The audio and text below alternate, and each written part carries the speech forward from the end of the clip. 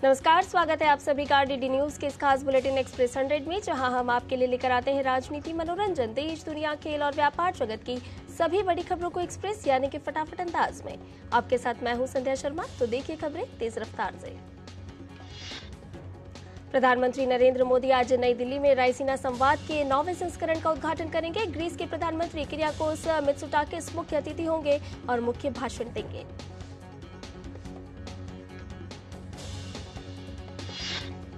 तीन दिन के संवाद में केंद्रीय मंत्री, पूर्व राष्ट्राध्यक्ष और सरकारों के प्रमुख, सैन्य कमांडर, उद्योग जगत और प्रौद्योगिकी के प्रमुख, शिक्षाविद, पत्रकार और रणनीतिक मामलों के विशेषज्ञ सहित 100 से अधिक देशों के प्रतिनिधि शामिल होंगे।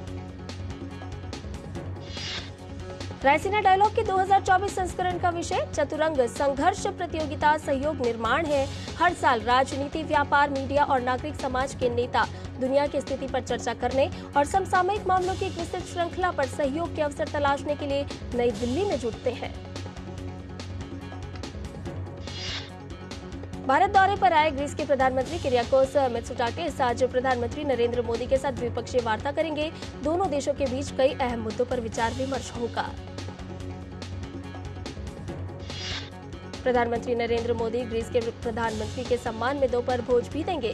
इससे पहले किरियाकोस मित्सोटाकिस का राष्ट्रपति भवन में परंपरागत स्वागत किया जाएगा। ग्रीस के प्रधानमंत्री का विदेश मंत्री डॉक्टर एस जयशंकर से भी मिलने का कार्यक्रम है। विदेश मंत्रालय ने कहा है कि ग्रीस के प्रधानमंत्री का भारत दौरे से दोनों देशों के बीच और सशक्त व सामरिक भागीदारी के सुदृढ़ बनने की आशा है। इससे पहले कल नई दिल्ली पहुंचने पर ग्रीस के प्रधानमंत्री का केंद्रीय मंत्री मीनाक्षी लेखी ने हवाई अड्डे पर स्वागत किया। 15 साल बाद ग्रीस का कोई प्रधानमंत्री भारत यात्रा पर आया है। केंद्रीय गृह एवं सहकारिता मंत्री अमित शाह ने कहा कि सरदार पटेल, मौलाना आजाद, राजेंद्र प्रसाद समेत सभी नेता समान नागरिक कानून चाहते थे।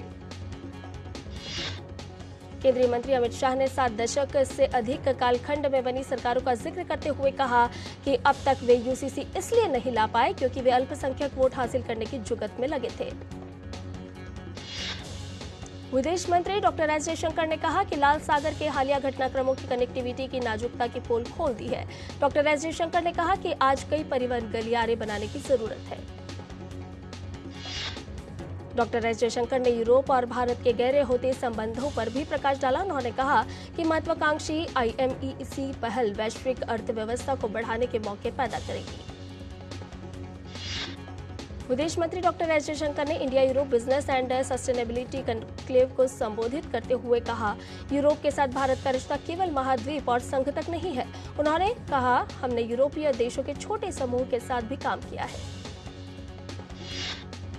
कृषि मंत्री अर्जुन मुंडा ने कहा कि किसान संगठनों से शांति बनाए रखने की अपील है। उन्होंने कहा कि सभी शांति चाहते हैं और हम सबको मिलकर समस्या का समाधान निकालना होगा। पंजाब के डीजीपी गौरव यादव ने किसानों के दिल्ली कूच को देखते हुए शंभू बॉर्डर के साथ ही संगरूर में खनौरी बॉर्डर की ओर जा रही क्रेन व भूखनन की भारी मशीनों को जब्त करने के आदेश दिए हैं। डीजीपी के निर्देश के बाद पुलिस की ओर से नाकेबंदी भी की जा रही है ताकि इस प्रकार की मशीनें बॉर्डर की ओर न जा सके। इसके साथ ही हरियाणा के डीजीपी ने भी पंजाब सरकार को इस प्रकार की मशीनें रोकने के लिए कहा है। यह भी कहा है कि इन मशीनों से सुरक्षा बलों को नुकसान हो सकता है। पंजाब पुलिस के डीजी इंटेलिजेंस जसकरण सिंह ने किसानों और अधिकारियों के साथ राजपुरा में बैठक की। किसान आंदोलन में शंभू बॉर्डर पर तैनात एक और पुलिसकर्मी ASI कौशल कुमार का आज निधन हो गया। ड्यूटी के दौरान आज अचानक कौशल कुमार की तबीयत खराब हुई, जिसके बाद उन्हें तुरंत अंबाला के सिविल अस्पताल ले जाया गया, जहां पर चिकित्सकों ने उन्हें मृत घोषित कर दिया। किसान आंदोलन के कारण हरियाणा के 7 जिलों में इंटरनेट सेवा पर रोक 21 फरवरी की रात तक बढ़ा दी गई है। अंबाला, कुरुक्षेत्र, कैथल में इंटरनेट पर रोक के साथ साथ जिंद, फतेहाबाद, हिसार, सिरसा में भी इंटरनेट सेवा पर रोक रहेगी। वहीं पंजाब के कुछ इलाकों में भी इंटरनेट सेवा पर रोक 24 फरवरी तक बढ़ा दी गई है। इंटरनेट सेवा पर पटियाला, संगरूर और फतेहगढ़ साहिब जिलों में रोक लगाई गई है। कोलकाता उच्च न्यायालय द्वारा शुवेंदु अधिकारी और सिलीगुड़ी विधायक शंकर घोष को संदेश खाली जाने की इजाजत देने के बाद दोनों नेताओं ने वहां पहुंचकर स्थानीय लोगों से मुलाकात की।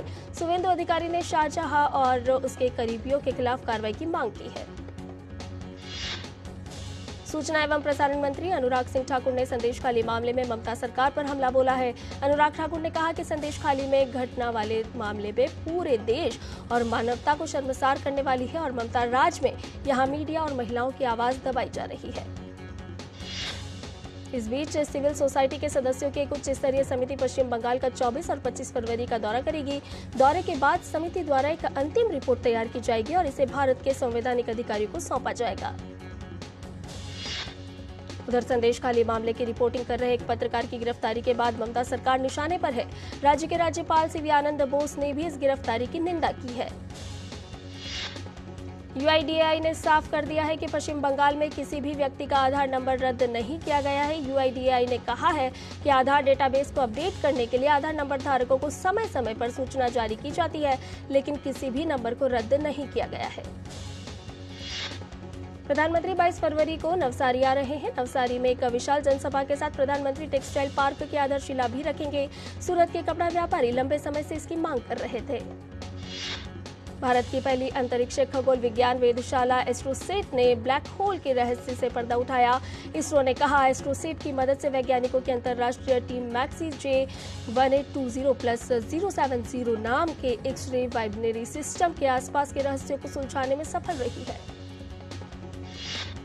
इसरो ने कहा कि पृथ्वी से 9800 प्रकाश वर्ष की दूरी पर स्थित मैक्सी J1820+070 ने 2018 में अचानक चमकना शुरू कर दिया। टीम का नेतृत्व inter university centre for astronomy and astrophysics Pune के शोधकर्ताओं ने किया था।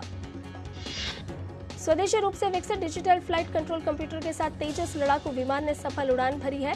तेजस MK-1A कार्यक्रम की दिशा में एक महत्वपूर्ण घटनाक्रम में DFCC को प्रोटोटाइप LSP-7 में एकीकृत किया गया और 19 फरवरी को सफलतापूर्वक उड़ान भरी।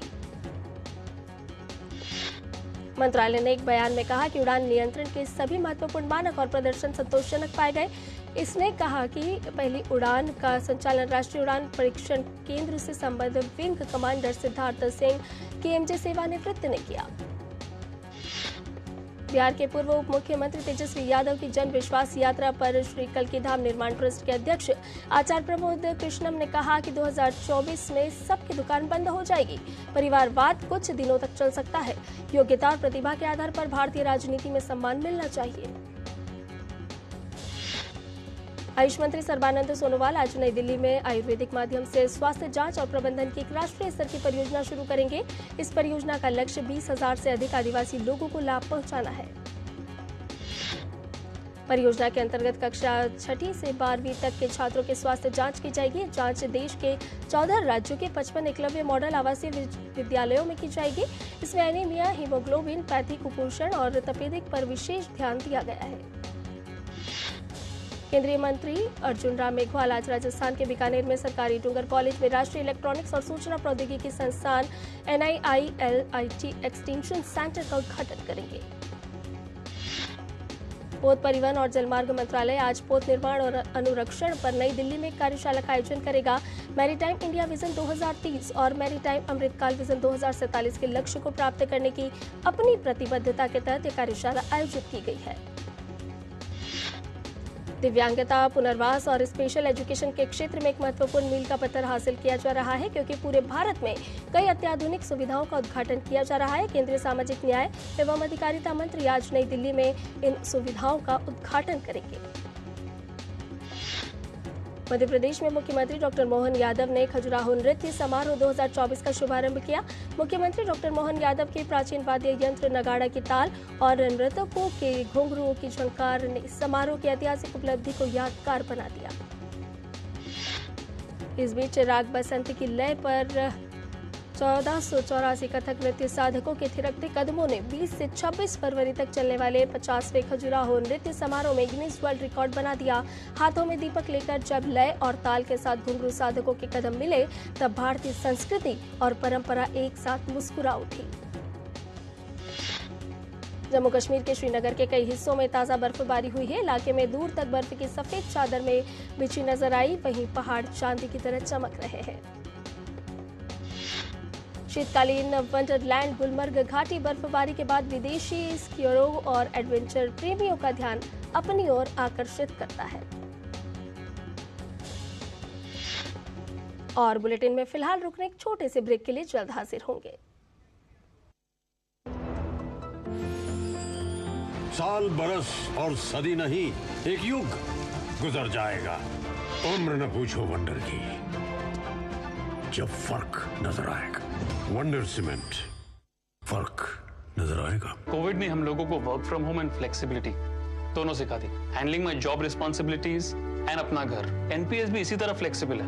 इन्वेस्टमेंट ऐप के थ्रू अपना अकाउंट इजीली ओपन किया और अब उसी ऐप के थ्रू अपना अकाउंट फुल्ली ऑपरेट कर रहा हूँ। कोई रिस्ट्रिक्शन नहीं है, किसी भी समय लॉग इन कर सकता हूँ और अपने इन्वेस्टमेंट की अमाउंट चेंज भी कर सकता हूँ। जितना पॉसिबल होता है उतना अपने इनकम से बचाता हूँ और अपने एनपीएस अकाउंट में इन्वेस्ट करता हूँ। अपने बेहतर कल को सुनिश्चित करने के लिए एनपीएस जरूरी है। यार लड्डू, हम यहाँ बैठे बैठे पैसे बना सकते हैं।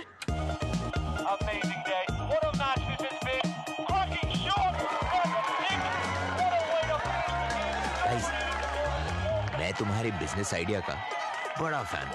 अब बिजनेस चाहे जो भी, एसबीआई का करंट अकाउंट तो चाहिए ना। एसबीआई करंट अकाउंट से सिंप्लीफाइड बिजनेस ट्रांजैक्शंस और ग्रेट कस्टमर सर्विस। एसबीआई, देश का फैन। और ब्रेक के बाद एक्सप्रेस 100 में आपका एक बार फिर से स्वागत है। वित्त मंत्री निर्मला सीतारमण आज वित्तीय स्थिरता और विकास परिषद की होने वाली बैठक में वैश्विक चुनौतियों के बीच अर्थव्यवस्था की स्थिति की समीक्षा करेंगी। वित्त वर्ष 2024-25 के लिए 47.6 लाख करोड़ रुपए का अंतरिम बजट पारित होने के बाद एफएसडीसी की यह पहली बैठक होने वाली है। इसमें 11.11 लाख करोड़ रुपए के परिव्यय के साथ पूंजीगत व्यय पर विशेष ध्यान रहेगा। रिजर्व बैंक के फरवरी बुलेटिन में प्रकाशित अर्थव्यवस्था की स्थिति पर लेख में कहा गया कि 2024 में वैश्विक अर्थव्यवस्था की अपेक्षा भारतीय अर्थव्यवस्था की अधिक मजबूत बढ़ोतरी होने की संभावना है। एचडीएफसी लाइफ ने विदेश में पढ़ाई कर रहे देसी छात्रों के लिए एक नई नकदी रहित स्वास्थ्य बीमा योजना शुरू की है। इसके लिए प्रीमियम का भुगतान अमेरिकी डॉलर में करना होगा। एचडीएफसी ने एक बयान में कहा कि वैश्विक छात्र स्वास्थ्य सेवा योजना 12 से 40 आयु वर्ग के उन छात्रों के लिए है जो विदेश में उच्च शिक्षा प्राप्त कर रहे हैं या इसकी तैयारी कर रहे हैं। सिंगापुर एयरलाइंस ने कहा कि एयर इंडिया और विस्तारा का प्रस्तावित विलय प्रगति पर एफडीआई एवं अन्य नियामकीय मंजूरियों का कर रही है इंतजार। एयर इंडिया के साथ विस्तारा के विलय की घोषणा नवंबर 2022 में की गई थी। सौदे के तहत सिंगापुर एयरलाइंस को एयर इंडिया में मिलेगी 25.1% हिस्सेदारी। सूचना प्रौद्योगिकी कंपनी टाटा कंसल्टेंसी सर्विसेज के प्रमुख के कृतिवासन ने नियुक्तियों में कटौती की बात से इनकार किया है। टीसीएस प्रमुख ने कहा कि कंपनी की ऐसे करने की कोई योजना नहीं है। इसके उलट उभरते मांग परिदृश्य के अनुसार नियुक्तियों में तेजी लानी पड़ सकती है। के कृतिवासन ने कहा कि कर्मचारियों को दफ्तर आकर ही काम करना चाहिए क्योंकि घर से काम करना व्यक्तिगत रूप से और संगठन दोनों के लिए आगे बढ़ने का सही तरीका नहीं है। जापान अंतर्राष्ट्रीय सहयोग एजेंसी ने कहा कि एजेंसी ने चेन्नई पेरिफेरल रिंग रोड परियोजना के दूसरे चरण के लिए लगभग 2,809 करोड़ रुपए के कर्ज को मंजूरी दी है।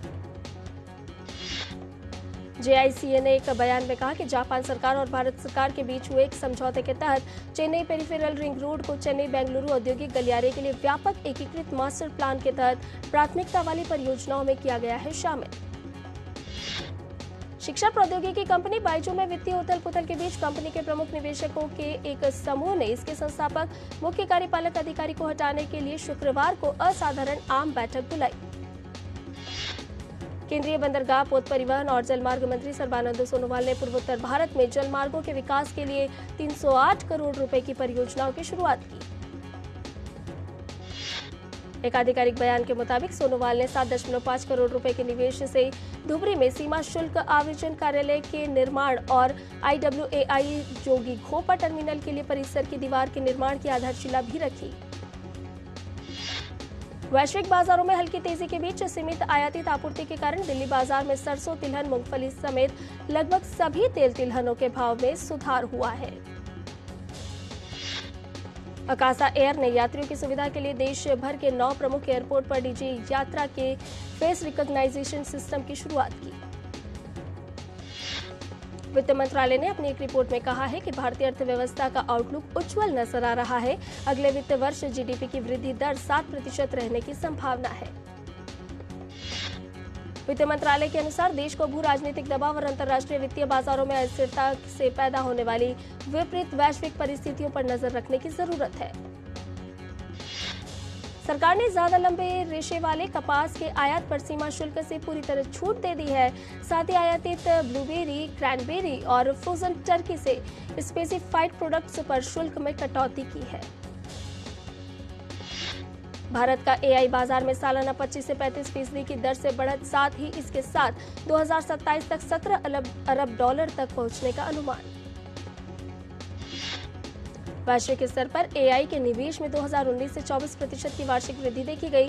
भारतीय प्रौद्योगिकी सेवाओं और भारत में निर्मित उत्पाद में इसमें से करीब 93% निवेश डिजिटल सामग्री, डेटा एनालिटिक्स और आपूर्ति श्रृंखला पर केंद्रित। फ्रांस के युद्धपोत ने लाल सागर में यमन की तरफ से दागे गए 2 ड्रोन को नष्ट कर दिया। फ्रांस के रक्षा मंत्रालय ने जानकारी देते हुए एक वीडियो जारी कर दिया है, जिसमें कमांड डेक से ऑपरेशन को दिखाया गया है। 19 और 20 फरवरी की रात को फ्रांस के मल्टी मिशन फ्रिगेट को अदन की खाड़ी और लाल सागर के दक्षिण हिस्से में यमन से किए गए ड्रोन हमले का पता लगा। फ्रांस ने दोनों ड्रोन को नष्ट कर दिया। इजराइल के प्रधानमंत्री बेंजामिन नेतन्याहू ने कहा कि गाजा से बंधकों को छुड़ाने के लिए इजराइल कोई भी कीमत नहीं चुकाएगा। इजरायली बंधकों को छुड़ाने के लिए हमास के साथ इजराइल की बातचीत चल रही है। इजराइल के वित्त मंत्री बेजलेल स्मोट्रिच के साथ एक प्रेस वार्ता में नेतन्याहू ने ये घोषणा की। गजा में हमास की कैद में अभी भी 134 इजरायली बंधक हैं। बेजलेल स्मोट्रिच ने कहा कि बंधकों का वापस लौटना काफी महत्वपूर्ण है और गजा पर सैन्य कार्रवाई को बढ़ाकर और हमास को हराकर ही बंधकों को रिहाई करवाई जा सकती है। गजा में तत्काल संघर्ष विराम के लिए संयुक्त राष्ट्र सुरक्षा परिषद में लाए गए प्रस्ताव पर अमेरिका ने किया वीटो। अरब समर्थित संयुक्त राष्ट्र के प्रस्ताव के खिलाफ वीटो का किया इस्तेमाल। सुरक्षा परिषद के 15 सदस्यों में से 13 ने परिषद के एकमात्र अरब देश अल्जीरिया द्वारा तैयार प्रस्ताव के पक्ष में किया मतदान। अल्जीरिया के प्रस्ताव में युद्ध विराम में बंधकों की रिहाई का जिक्र नहीं था। गजा में संघर्ष विराम की मांग संबंधी सुरक्षा परिषद के प्रस्ताव पर अमेरिका ने 30वीं बार वीटो का इस्तेमाल किया। रूस ने हाल ही में यूक्रेन के शहर अवदीवका पर कब्जा किया है। रूसी राष्ट्रपति व्लादिमीर पुतिन ने अवदीवका शहर पर अपने देश की सेना के नियंत्रण में आने पर जताया संतोष। राष्ट्रपति व्लादिमीर पुतिन ने कहा कि अवदीवका में मिली सफलता के बाद रूसी सेना को अपनी क्षमता को और ज्यादा विकसित करना चाहिए, जिससे यूक्रेनी सैनिकों को भागने के लिए मजबूर होना पड़े। रक्षा मंत्री सर्गेई शोइगु ने कहा कि रूसी आक्रमण जारी है और सैनिक पश्चिम की ओर बढ़ रहे हैं। शोइगु ने कहा कि रूसी सेना ने खेर्सोन क्षेत्र से क्रिमकी गांव पर नियंत्रण कर लिया है। पाकिस्तान में सरकार बनाने के लिए नवाज शरीफ की पार्टी पीएमएलएन और बिलावल भुट्टो जरदारी की पार्टी पीपीपी के बीच समझौता हुआ। दोनों पार्टियों ने संयुक्त प्रेस कॉन्फ्रेंस में कहा, समझौते के तहत नवाज शरीफ की पार्टी के प्रमुख शहबाज शरीफ प्रधानमंत्री बनेंगे, जबकि बिलावल के पिता आसिफ अली जरदारी एक बार फिर से राष्ट्रपति बनेंगे। शहबाज शरीफ ने कहा कि यह कांटों भरी राह पर चलने की जिम्मेदारी मिलने का मौका है। इस राह पर चलकर हमें पाकिस्तान को बचाना है। धांधली का आरोप लगाकर इमरान खान की पार्टी पीटीआई और कुछ अन्य दलों के विरोध प्रदर्शन जारी है। पीटीआई ने मुख्य चुनाव आयुक्त से इस्तीफा देने की मांग की है। अमेरिका रूस के विपक्षी नेता एलेक्स नवल्नी की मौत के मामले को लेकर शुक्रवार को रूस पर व्यापक प्रतिबंध लगाने की घोषणा करेगा। अमेरिका की राष्ट्रीय सुरक्षा परिषद के प्रवक्ता जॉन किर्बी ने कहा कि इसके तहत रूस को एलेक्स नवल्नी के साथ जो हुआ उसके लिए जिम्मेदार ठहराया जाएगा। रूस के विपक्षी नेता एलेक्सी नवल्नी की मां ल्यूडमिला नवल्याना ने मंगलवार को राष्ट्रपति व्लादिमीर पुतिन से हस्तक्षेप करने और उनके बेटे का शव उन्हें सौंपने की अपील की। और बुलेटिन में फिलहाल रुक रहे एक छोटे से ब्रेक के लिए जल्द हाजिर होंगे। साल, बरस और सदी नहीं, एक युग गुजर जाएगा। उम्र न पूछो वंडर की, जब फर्क नजर आएगा।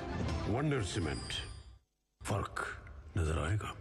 टेक स्टार्टअप सॉलिड था, प्लान था कड़क, करना था समथिंग ग्रेट, पर शुरू से प्रॉब्लम्स ने घेरा यूं कि बिजनेस हुआ अपना लंबेट। बिजनेस गुरु की जरूरत थी खास, सीधे गए SBI स्टार्टअप ब्रांच में तो खुल गया success. Startup advisory and support SBI startup branch पे। और ब्रेक के बाद एक्सप्रेस 100 में आपका एक बार फिर से स्वागत है। जम्मू कश्मीर का गुलमर्ग आज से शुरू होने वाले खेलो इंडिया के चौथे संस्करण के दौरान खिलाड़ी snowboarding, alpine ski, Nordic ski और स्नो माउंटेनियरिंग आदि खेलों में दम दिखाएंगे। भारत और इंग्लैंड के बीच जारी 5 मैचों की टेस्ट सीरीज के चौथे टेस्ट से पहले टीम इंडिया को तगड़ा झटका लगा है। दरअसल तेज गेंदबाज जसप्रीत बुमराह रांची में 23 फरवरी से होने वाले मुकाबले से बाहर हो गए हैं। बुमराह की जगह तेज गेंदबाज मुकेश कुमार को टीम में शामिल किया गया है। उन्हें तीसरे टेस्ट में आराम दिया गया था। केएल राहुल चौथे टेस्ट में भी चोट के चलते नहीं होंगे टीम का हिस्सा। 5वें टेस्ट में वापसी उनकी फिटनेस रिपोर्ट आने के बाद तय होगी। FIH हॉकी प्रो लीग में आज भारत का सामना शीर्ष रैंकिंग वाली टीम नीदरलैंड से होगा। भारतीय टीम ने पिछले मैच में बेहद रोमांचक मुकाबले में स्पेन को पेनाल्टी शूटआउट में हराया। खेलो इंडिया यूनिवर्सिटी गेम्स में तैराकी में पुरुषों की 200 मीटर बटरफ्लाई के फाइनल में जैन यूनिवर्सिटी के शुभ्रांत पात्रा ने स्वर्ण पदक जीता। रजत पदक चंडीगढ़ यूनिवर्सिटी के नाम रहा। UEFA चैंपियंस लीग में अंतिम 16 के पहले लीग के मुकाबले में इंटर मिलान ने एटलेटिको मैड्रिड को 1-0 से हराया। मिलान की ओर से अर्नोटोविच ने किया गोल। वहीं PSV एंडोवेन और बोरुसिया डॉर्टमंड के बीच खेला गया मुकाबला रहा 1-1 से ड्रॉ। दोनों टीमों के बीच दूसरा लीग का मुकाबला 13 मार्च को खेला जाएगा। UEFA चैंपियंस लीग में आज देर रात आर्सेनल का सामना पोर्तो से होगा। आर्सेनल की टीम 7 साल के लंबे अंतराल के बाद इस प्रतियोगिता के अंतिम 16 में खेलेगी। पेरिस सेंट जर्मेन के स्ट्राइकर किलियन एम्बापे अब रियल मैड्रिड का रुख करेंगे। एम्बापे ने PSG को अपने इरादे साफ कर दिए हैं। PSG के साथ एम्बापे का करार जून में समाप्त हो रहा है। जर्मनी के पूर्व डिफेंडर आंद्रे ब्रीम का 63 वर्ष की आयु में निधन हो गया। उन्होंने 1990 विश्व कप के फाइनल में विजयी गोल किया था। फ्रेंच फुटबॉल क्लब मोर्से ने जेनारो गैतुसो को मैनेजर के पद से बर्खास्त कर दिया है। उनकी जगह पर यिन लुइस गैसे को नया मैनेजर बनाया गया है। दुबई टेनिस चैंपियनशिप में आर्यन सबालेंका को शुरुआती दौर में ही मिली हार। क्रोएशिया की डूना वेकिच ने 6-7, 6-3, 6-0 से शिकस्त दी। पोलैंड की ईगा स्वांतेक जीत के साथ आगे बढ़ी। राउंड ऑफ 32 के मुकाबले में अमेरिका की स्लोएन स्टीफन्स को 6-4, 6-4 से हराया। अमेरिका की कोको गॉफ भी जीत के साथ अगले दौर में पहुंची। अंतिम 16 में होगा कैरोलिना प्लिस्कोवा से सामना। देश के सबसे प्रतिष्ठित पुरस्कारों में से एक दादा साहब फाल्के इंटरनेशनल अवार्ड की घोषणा हो गई है, जिसमें शाहरुख खान को जवान फिल्म के लिए बेस्ट एक्टर का अवार्ड मिला। वहीं साउथ एक्ट्रेस नयनतारा को मिला बेस्ट एक्ट्रेस का अवार्ड। एक्ट्रेस अनुष्का शर्मा और क्रिकेट विराट कोहली के घर एक नन्हे शहजादे ने जन्म लिया। अनुष्का ने सोशल मीडिया पर इस बात की जानकारी देते हुए बेटे के नाम अकाय का भी ऐलान किया।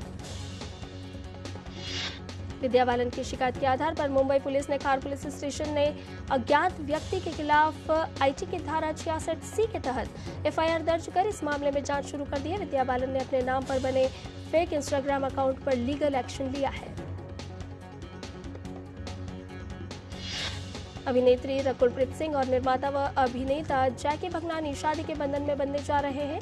ये डेस्टिनेशन वेडिंग गोवा में करीबी रिश्तेदारों और दोस्तों के समक्ष होगी। दुनिया भर में सिल्वर स्क्रीन पर जलवा बिखेरने के बाद अदा Sharma starrer film the Kerala story ने OTT पर भी एक नया इतिहास रच दिया है। फिल्म को OTT पर अब तक लगभग 150 मिलियन से अधिक दर्शक देख चुके हैं। और एक्सप्रेस न्यूज में फिलहाल इतना ही। हमें दीजिए इजाजत, लेकिन DD न्यूज पर खबरों का सिलसिला लगातार जारी है। नमस्कार।